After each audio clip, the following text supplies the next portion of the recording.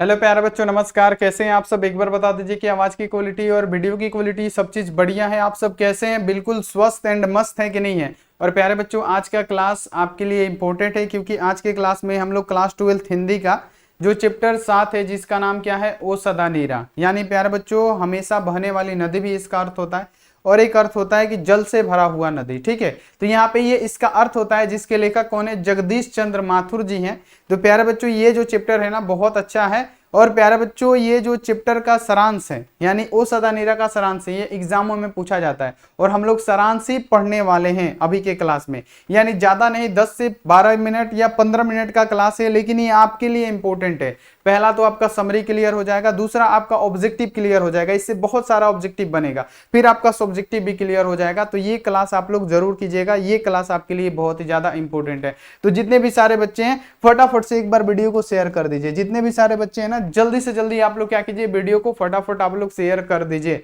चलिए, जितने भी सारे बच्चे हैं वीडियो को शेयर कीजिए, लाइव आ जाइए। ठीक है, और चैनल पे पहली बार आए हैं तो फटाफट से चैनल को सब्सक्राइब भी कर दीजिए। सब्सक्राइब करने के बाद से जो बेल आइकन प्रेस करके ऑल पे दबा दीजिए। और प्यारे बच्चों, जितने भी बच्चे व्हाट्सएप ग्रुप में नहीं जुड़े हैं तो जुड़ जाइए। नंबर नोट कीजिए 91 35 74 20 24। ठीक है, आप इस पे मैसेज करके फटाफट से व्हाट्सएप ग्रुप ज्वाइन कर लीजिए, ये आपके लिए बहुत ही इंपॉर्टेंट है। ठीक है, तो व्हाट्सएप ग्रुप ज्वाइन कर लीजिए। और जो भी बच्चे अभी तक कोर्स नहीं लिए हैं ना, तो 499 वाला कोर्स ले लीजिए। कोर्स लेने के लिए आप देखिए 62 99 24 89 35। ठीक है, आप इस पे संपर्क कर सकते हैं फटाफट से। इसमें आपको ऑल सब्जेक्ट का चैप्टर वाइज पीडीएफ नोट सारा चीज अवेलेबल रहेगा, तो फटाफट से ले लीजिए। तो सभी बच्चे मुस्कुराते हुए एक बार यस बोल दीजिए ताकि हम क्लास को शुरू कर दे। सभी बच्चे बोलिए यस, सभी बच्चे यस।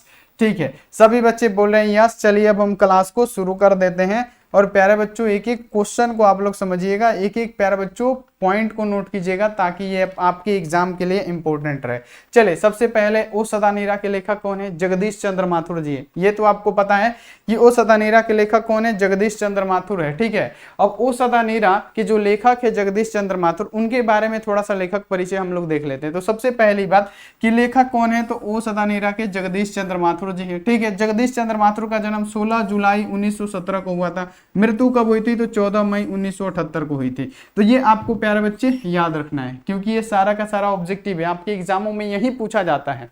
ऑब्जेक्टिव यही पूछा जाता है कि उनका जन्म कब? तो 16 जुलाई 1917 को जन्म। मृत्यु कब हुई थी? तो मृत्यु हुई थी 14 मई 1978 को। कितना? 14 मई 1978 को इनकी मृत्यु हो गई थी। ठीक है, अब देखिए कि जगदीश चंद्र माथुर का जो निवास स्थान है, कि निवास स्थान कहाँ था, तो जगदीश चंद्र माथुर का निवास स्थान शाहजहांपुर उत्तर प्रदेश में। अगर ये क्वेश्चन आएगा किस यहाँ पे कि जो जगदीश चंद्र माथुर जी थे उनका निवास स्थान कहाँ था, तो शाहजहांपुर उत्तर प्रदेश में यानी यूपी में इनका प्यारे बच्चों निवास स्थान था। ये आपको ध्यान में रखना है। अब देखिए कि जगदीश चंद्र माथुर के पिता, और प्यारे बच्चों पूछा जाए कि इनके पिता का नाम क्या था, तो लक्ष्मी नारायण माथुर। बाबू ये भी आ सकता है कि जगदीश चंद्र माथुर जो है इनके पिता का नाम क्या था, तो लक्ष्मी क्या नारायण माथुर था। ठीक है, क्लियर हो गया।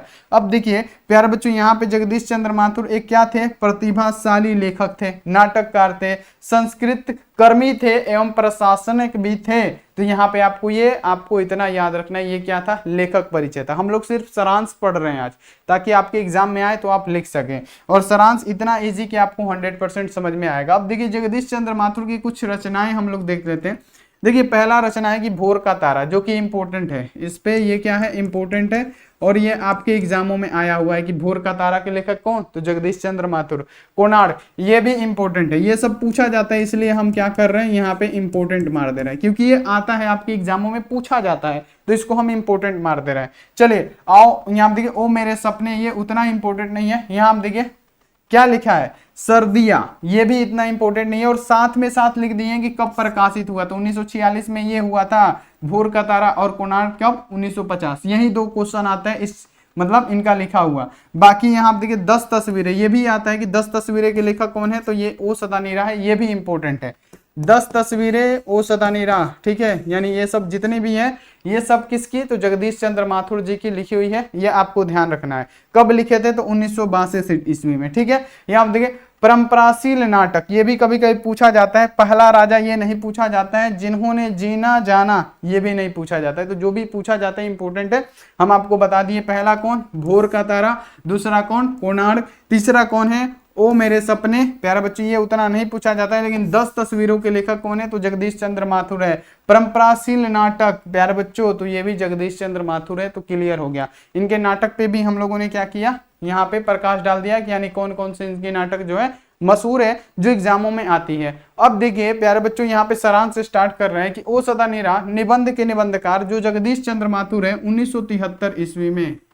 बाबू ओ सदानीरा कब लिखा गया, कब प्रकाशित हुआ, अगर पूछ देगा एग्जाम में तो आपको बताना है कि 1973। कब, 1973 में यह पाठ प्रकाशित हुआ था। यानी 1973 में ओ सदानीरा पाठ प्रकाशित हुआ था।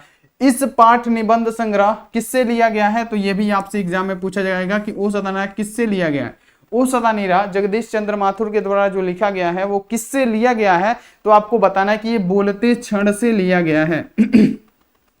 किससे लिया गया है बाबू, ये बोलते क्षण से लिया गया है। यहाँ पे आपको लिखना है।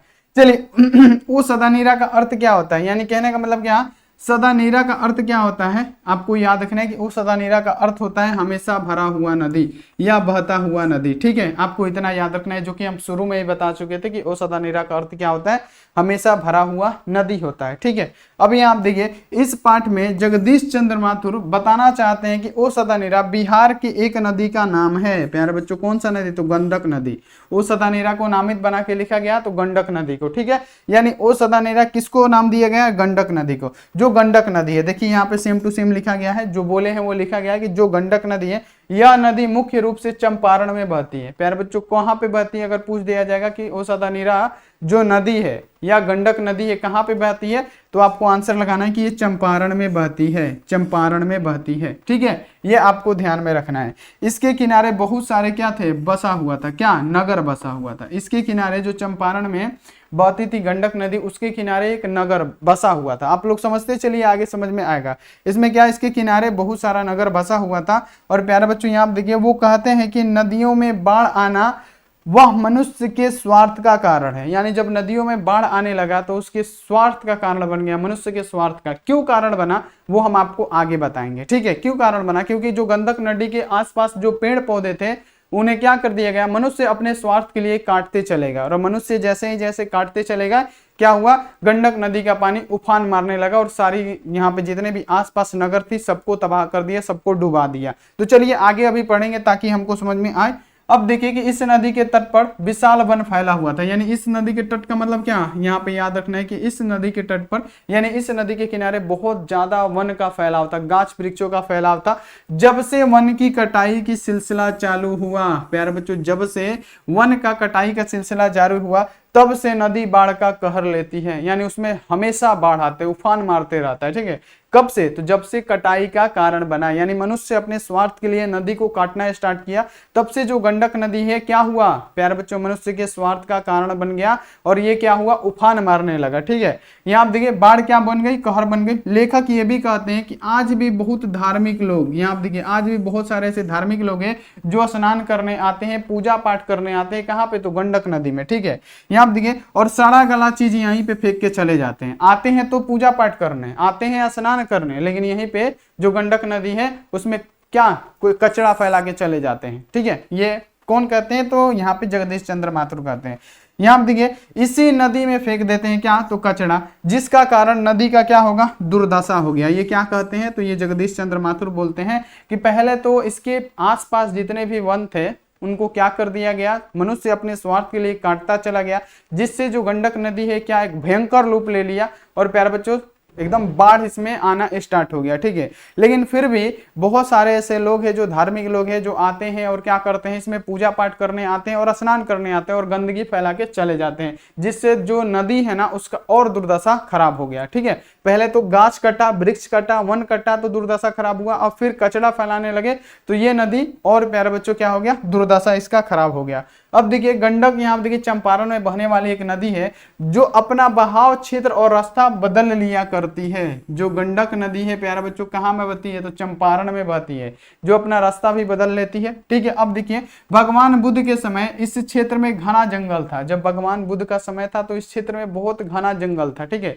आपको इतना याद रखना है, जिससे यहाँ देखिए पानी वृक्ष के जड़ों में ही रुका रहता था। जब घना जंगल था ना तो जो पानी था वो उफान नहीं मारता था, जो पानी था जो वृक्ष के जड़ों तक ही सीमित रहता था। ठीक है, अब देखिए लेकिन रहता था, बाढ़ आती थी लेकिन इतना प्रचंड नहीं आती थी कि एक बार में यहाँ देखिए पूरा मतलब तबाह कर दे, इतना नहीं आती थी कि मतलब एक बार में तबाह कर दे। एक बार की बात है प्यारे बच्चों, यहाँ देखिए गयासुद्दीन तुगलक यानी मुगल थे, जो गयासुद्दीन तुगलक थे यहाँ देखिए हरि सिंह देव पर आक्रमण करने के लिए जंगलों को काटा, तब से जंगल कटते चले गए। यानी जड़ वही है कि जब मुगल आए तो क्या किए प्यारे बच्चों, जब यहाँ पे लड़ाई लगा किससे, तो हरि सिंह से, हरि सिंह देव से जब लड़ाई लड़ा तो उन्होंने आक्रमण करने के लिए क्या किया, जंगलों को काट दिया। जब से जंगलों को काटना उन्होंने स्टार्ट किया तब तक जंगल कटते चले गए, रुका है ही नहीं। इसलिए जो गंडक नदी का पानी है वो इतना, जो गंडक नदी है ये आक्रमण रूप ले लेता है। ठीक है, अब देखिए गंडक यहाँ देखिए प्राचीन और अतीत के बीच की कड़ी है। जो गंडक नदी है क्या है, प्राचीन और अतीत के बीच की कड़ी है, जो बहुत ही महंताओं और संतों ने इसके किनारे तप और तेज पाया होगा, लेकिन गंडक कभी गंभीर नहीं बन सकी, जिसका कारण इसके किनारे पर तीर्थ स्थल भी अस्थायी नहीं रह सके। यानी कहने का मतलब यह है कि यहाँ पे आपको याद रखना है कि बहुत से महंत थे और संत ने इनके किनारे पर तप और तेज पाया होगा, यानी बहुत ज्यादा तप किए होंगे, बहुत ज्यादा प्यारे बच्चों तपस्या किए होंगे, तब प्यारे बच्चों गंडक नदी गंभीर बन सके। ठीक है, मतलब गंडक नदी का इतना नाम हो सका। लेकिन प्यारे बच्चों यहाँ पे जिसके कारण इसके किनारे पर जो तीर्थ स्थल है ना वो भी यहाँ पे क्या हुआ, नहीं चल सका। क्यों नहीं चल सका, क्योंकि जब वृक्षों की कटाई हो गई तो गंडक नदी क्या हो गया, उफान मारने लगा। ठीक है, तो यहाँ पे आपको इतना ध्यान में आ गया होगा। ठीक है, अब चलिए आगे बढ़ते हैं कि 12वीं सदी में यहाँ देखिए कर्टक जो वंश का यहाँ पे राज्य था, कौन, कर्टक जो वंश का राज्य था, कर्टक वंश का राजा